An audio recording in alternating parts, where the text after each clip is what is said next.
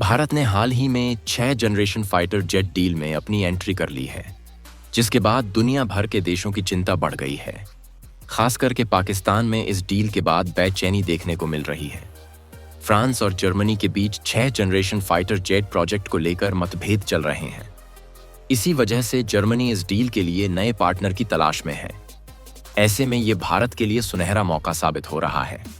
माना जा रहा है कि अगर भारत इस प्रोजेक्ट में शामिल हो जाता है तो उसे एक ऐसा खतरनाक फाइटर जेट मिलेगा जो कि राफेल से 100 गुना ज्यादा ताकतवर है।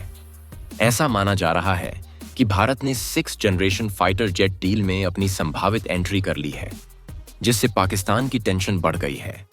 अगर भारत इस डील को स्वीकार कर लेता है तो वो एशिया में सुपर पावर नेशन बन सकता है। बता दें कि यूरोप का 6 जनरेशन फाइटर जेट करीब 100 अरब का प्रोजेक्ट है। अगर भारत ने इस डील को कर लिया तो पाकिस्तान भारत के सामने खड़ा भी नहीं हो सकेगा। इस प्रोजेक्ट का नाम फ्यूचर कॉम्बैट एयर सिस्टम है, जिसका उद्देश्य है कि साल 2040 तक ऐसा नेक्स्ट जनरेशन एयर पावर तैयार करना है जिसमें स्टेल्थ टेक्नोलॉजी के साथ साथ drone swarm, hyper connected cloud combat system और एआई कंट्रोल हो।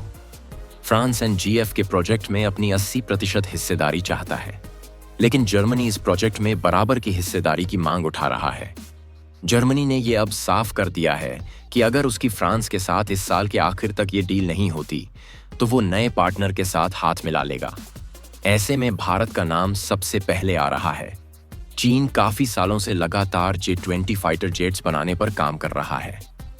साल 2075 तक उसने खुद को 1000 J-20 फाइटर जेट्स बनाने का लक्ष्य दे रखा है। अगर भारत ये डील स्वीकार कर लेता है तो चीन और पाकिस्तान की वायुसेना भारत से काफी पीछे छूट जाएगी। 6 जनरेशन फाइटर जेट अगर भारत को मिल जाता है तो पाकिस्तान की हिम्मत ही नहीं होगी कि वो भारत से युद्ध करने के बारे में सोच भी पाए। आपको बता दें कि भारत पहले से ही 5वीं पीढ़ी के फाइटर जेट MC को अपने देश में बना रहा है। ये प्रोजेक्ट 2035 तक खत्म होने की संभावना जताई जा रही है।